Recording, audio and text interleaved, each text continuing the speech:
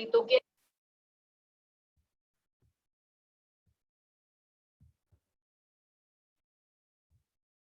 Hola, un cordial saludo. Yo soy la doctora María Fernanda González, cirujana pediatra y cirujana general. En esta oportunidad vamos a discutir un tema bastante controversial y de interés general, como lo es el politraumatizado, un tema que todos deberíamos tener un conocimiento básico del mismo.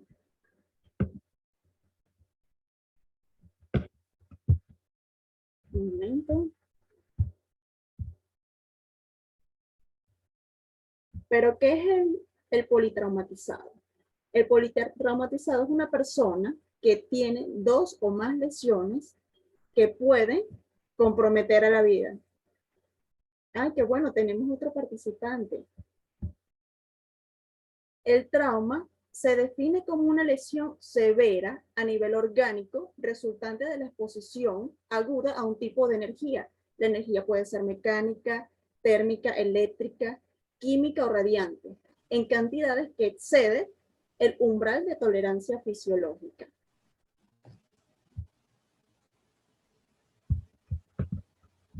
Entonces, cada 5 segundos fallece una persona en el mundo a causa de trauma.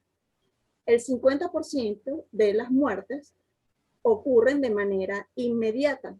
El 30% son aquellas muertes que son prevenibles. ¿Pueden decirme cómo se llama esa hora en particular donde podemos prevenir esas muertes? Sí, se llama la hora dorada. Y el 20% ya serían muertes tardías. Es decir, aquellos pacientes que estuvieron más de 48 horas, que pasaron a una sala de quirófano, a una terapia, y se pudieron haber complicado por lesiones desapercibidas o que posteriormente presentan sepsis o desequilibrios hidroelectrolíticos que los llevarán a la muerte. Pero hay ciertos factores que son demográficos y psicosociales, como lo son ser hombre en un 94%, las personas jóvenes con un promedio etario de 24.8 años, antecedentes traumáticos previos, porque eso habla de que tiene un estilo de vida un tanto particular, antecedentes policiales en un 15%, hábitos alcohólicos y consumo de drogas en un 34%. Hay algunos grupos especiales en los que hay que tener ciertas consideraciones en cuanto llegan a una sala de emergencia, como son los pacientes pediátricos, en especial los de menor edad. En muchas ocasiones no te pueden referir dónde exactamente les duele, o incluso por ser ellos muy lábiles, no pueden expresar la gravedad de sus lesiones, así como las personas obesas. Las mujeres embarazadas también son un grupo etario un grupo poblacional muy importante, porque estamos hablando que hay 2 vidas comprometidas y un grupo que se complica mucho, como lo son los adultos mayores. Pero ante todo tenemos que tener en cuenta lo que es la cinemática del trauma. La cinemática del trauma nos va a decir exactamente la gravedad de las lesiones. Los principios son por el mecanismo de trauma y por la cantidad de energía intercambiada. Según el mecanismo de trauma, pueden ser cerradas o abiertas. Las cerradas son en especial los accidentes automovilísticos, las colisiones vehiculares, los arrollamientos, y también incluyen las caídas de altura. Ellos también a su vez van a tener distintos mecanismos, como son el cizallamiento, la sobrepresión y la compresión. Con respecto a las heridas abiertas, estamos hablando de las heridas por arma blanca y las heridas por arma de fuego. A su vez, las heridas por arma de fuego van a dividirse según la cantidad de energía, es decir, según el tipo de arma que se utiliza. Si son armas, vamos a decir, de baja energía, mediana energía, o alta energía. Las de armas de alta energía, ya estamos hablando de las armas bélicas, los fusiles. Y también tenemos otro tipo de elementos, como lo son las explosiones, que van a producir distintos daños en el cuerpo, primarios por la onda expansiva, secundarios por las esquirlas, terciarios por las lesiones y la traslación, es decir, el momento en que la persona sale expedida, cuaternaria por el humo y el calor que producen las explosiones, y quintinaria por los aditivos de la bomba, ya sean la radiación o si son bombas biológicas. Entonces, todo trauma, así sea el menor trauma, así sea una simple caída o en el cual el paciente no se ve con ningún compromiso vital, todo trauma tiene que ser tratado de la misma manera. Por ende, hay que seguir en todos los pacientes un protocolo de atención temprana, un protocolo de atención inicial y un protocolo de atención definitiva. Para prevenir las muertes en la hora dorada, ¿cuáles piensan ustedes que debería ser el que nos deberíamos enfocar? Bueno, nos deberíamos enfocar. Ajá, dígame. Creo que debería ser la atención temprana, doctora. Sí, correcto. Tiene que ser la atención temprana. Vamos a hablar de ella. La atención temprana es la atención prehospitalaria. Se observó a partir de los años 70 que cuando se implementó la atención prehospitalaria, el número de fallecidos disminuyó desde un 73% a un 9%. Lamentablemente en el país no es algo que se practique, por ende la tasa de mortalidad prehospitalaria es muy elevada, pero si se implementase, disminuiría considerablemente. En el escenario, lo ideal es que llegue un paramédico o un personal médico o de salud capacitado para la atención del paciente, donde debería estar en conocimiento de una valoración global que tienen que hacerse en los primeros 3 segundos. ¿Qué tiene que saber? Tiene que saber si el paciente respira, tiene pulso y está consciente. Usted lo ve y le pregunta, señor, ¿cuál es su nombre? Y allí, con que le responda el nombre, y usted sabe que tiene cierto grado de conciencia. Y valoraciones específicas que ya serían en los siguientes de 3 a 5 minutos, que es la valoración de la vía aérea, verificar que no haya dientes, que no haya sangre en la boca. Si fue un accidente automovilístico, una caída de altura, hacer un control cervical adecuado. Si amerita oxígeno, proporcionar oxígeno, garantizar la ventilación, la circulación, es decir, verificar que tenga un pulso adecuado, una tensión adecuada.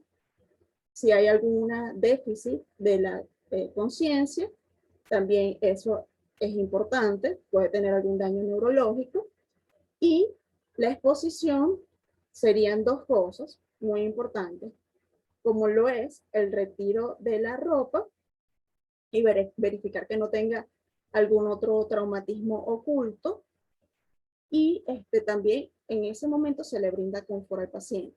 El tiempo máximo que debería estar en escena, es decir, esa atención prehospitalaria, no debería ocupar más de 10 minutos. Ocurre el traslado. Hubo un traumatismo múltiple, una colisión de un autobús con un auto pequeño. ¿Cuáles son los pacientes que le vamos a dar mayor importancia? Los pacientes que tienen mayor riesgo vital inmediato. Esos son los que ameritan la atención inmediata.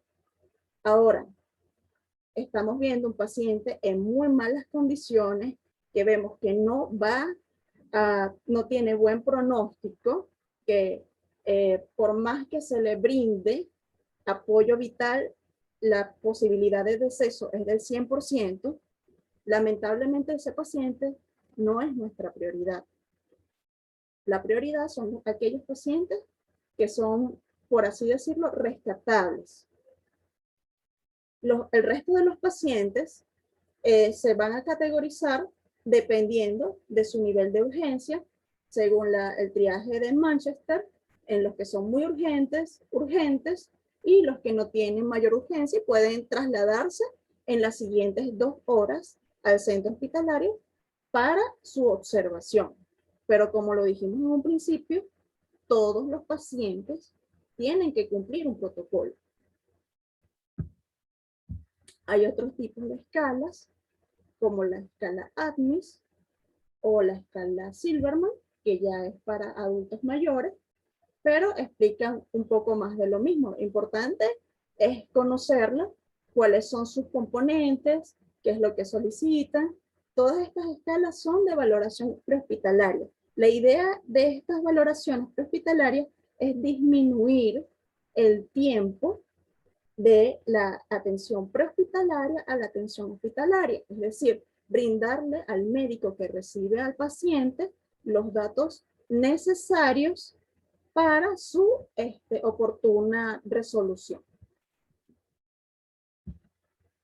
¿Cómo hacemos la activación hospitalaria del equipo de trauma?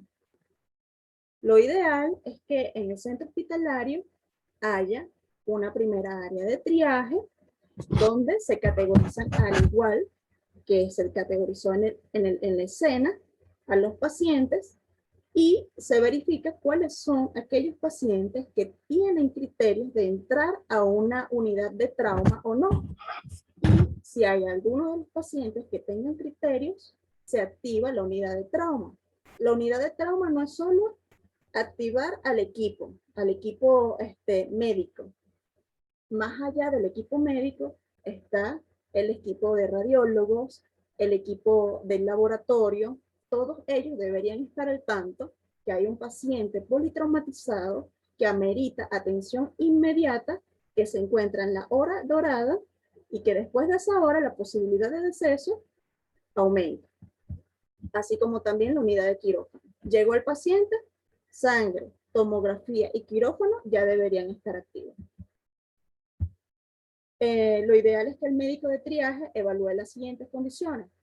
Que la presión sistólica esté menor a 90 milímetros de mercurio, la frecuencia cardíaca si está mayor a 120 latidos por minuto. Estas son las condiciones para que un paciente esté en una unidad de trauma. Si hay algún trauma cervical, torácico, abdominal, la escala de Glasgow por debajo de 9 puntos, pacientes con trauma, intubados o trasladados desde otro centro que no sabemos las reales condiciones, todo paro traumático, los ahorcamientos, los traumas en pacientes adultos mayores, los caídos de altura, los grandes quemados, las mujeres embarazadas y cualquier paciente que considere el equipo de trauma. Entonces, el equipo de trauma tiene que tener habilidades técnicas y habilidades no técnicas. Las habilidades no técnicas es, antes de que llegue el paciente, debería saber cuáles son los recursos que va a utilizar. Durante, debería tener ya organizado el equipo.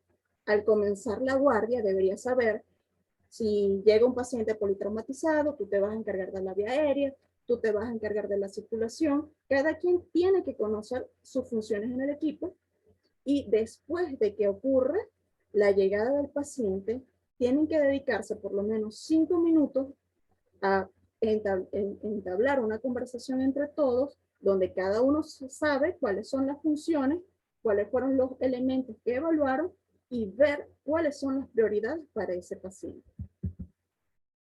Aquí les coloco un esquema de cómo debería ser una sala de trauma.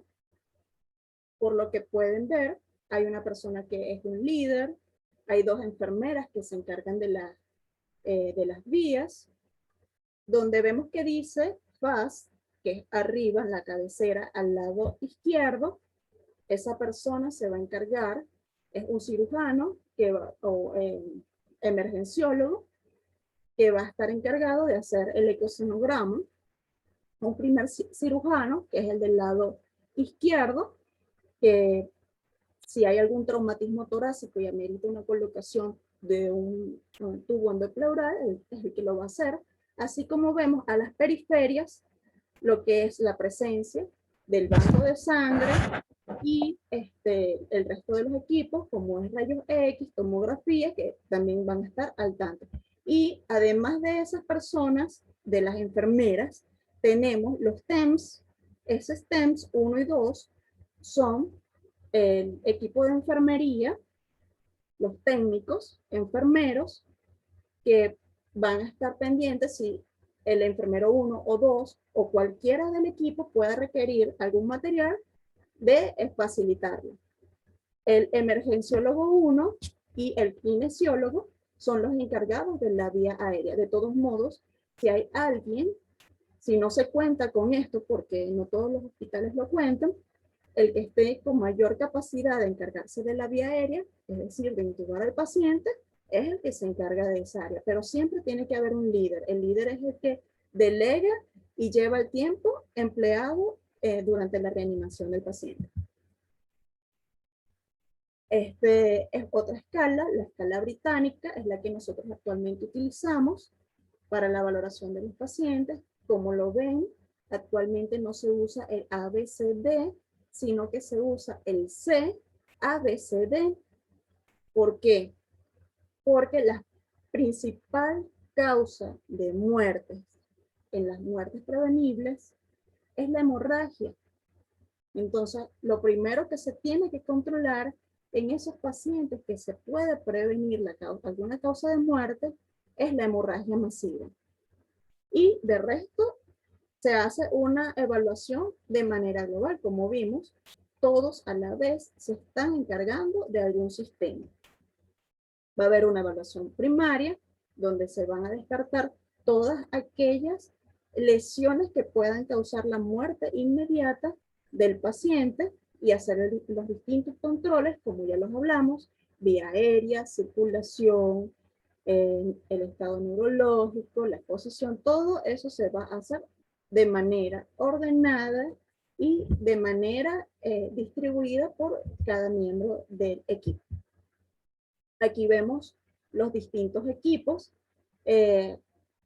No sé si alguno puede identificar alguno de los equipos. Por ejemplo, esto que se encuentra acá, ¿saben para qué se realiza? ¿Para qué se utilizan? Sí, doctor, para inmovilizar el cuello. Perfecto, muy bien. Y esta que está aquí, va aquí en lo que es la nariz y la boca, se aprieta. Para ventilación mecánica. Para ventilar al paciente, perfecto. Ok. Algunos tips and tricks. Lo importante es saber que la sangre solo se repone con sangre. Eso que anteriormente llegaba al paciente y mandaban a colocar 2000 de solución, eso está totalmente errado, eso está totalmente contraindicado, porque lo poco de sangre que pueda tener el paciente, porque ha tenido una pérdida masiva, tú lo vas a diluir con la solución. Vas a disminuir el hematocrito del paciente y vas a aumentar la hipoxia celular y la acidosis metabólica. Entonces, si el paciente pierde sangre, usted le tiene que colocar sangre, no solución. El uso de torniquete es algo que está controvertido. Es decir, el usar torniquete, claro, te puede ayudar a salvar al paciente, pero si no se lleva un tiempo, si el torniquete dura más de 6 horas, la posibilidad de isquemia, muerte celular y la posibilidad de que el paciente vaya a una amputación aumenta más del 50%. Hay que llevar por eso el tiempo. En todo momento, desde la escena, el traslado, la llegada al centro hospitalario y la resolución, hay que llevar un tiempo. Si no se posee un pleurevac es un sistema de drenaje endopleural. Ese es el nombre comercial, es vamos a decir, la forma, bueno, comercial que se encuentra. Pues. Coloque una trampa de agua que ya es algo, un método artesanal. Y todo paciente que tenga un Glasgow menor a 8 puntos tiene criterios de intubación. No es que, bueno, tiene más o menos 8, 9, no. Si tiene el paciente menos de 8 de Glasgow, tiene que ser intubado. Claro, hay algunas lesiones en donde ya hay una muerte cerebral, no vale la pena intubar al paciente porque ya el paciente con muerte cerebral ya es un paciente que está muerto. Y si tiene las posibilidades de monitorizar a su paciente, monitorícelo.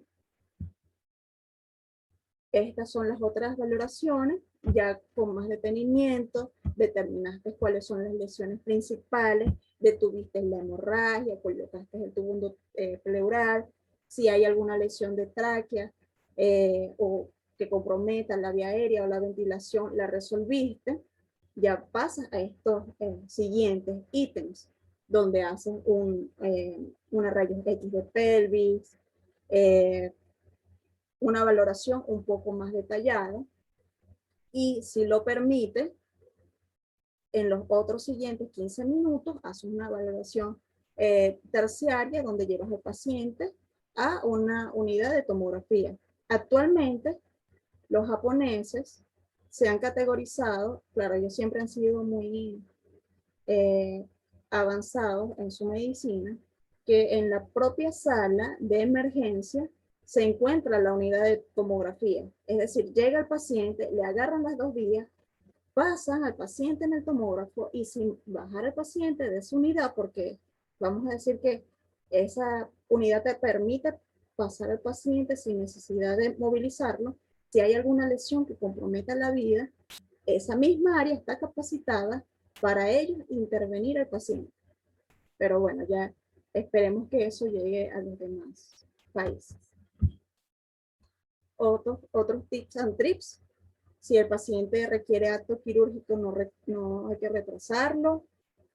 Y hay que analizar, como ya lo mencioné, hablar con el resto del equipo cada 10 minutos por 10 segundos. Y si hay alguna duda, el líder tiene que estar en la capacidad de resolver esas dudas. Y siempre hay que estar por adelante su conducta. Es decir, si el paciente requiere algún tipo de intervención inmediata, hágalo, no lo duden. Y ya vendría lo que es la atención definitiva, que de esto no vamos a ahondar, simplemente quiero hablarles de que ya se decidió qué se va a hacer con ese paciente o requiere ir a quirófano, donde se va a hacer un control de las distintas lesiones, o es un paciente con un trauma cerrado, donde hay que observarlo, pero está en un estado crítico y amerita una unidad de cuidados intensivos. Entonces, ahora les pregunto, para hacer resumido todo, ¿cuáles son los pacientes que pueden ser muertes prevenibles?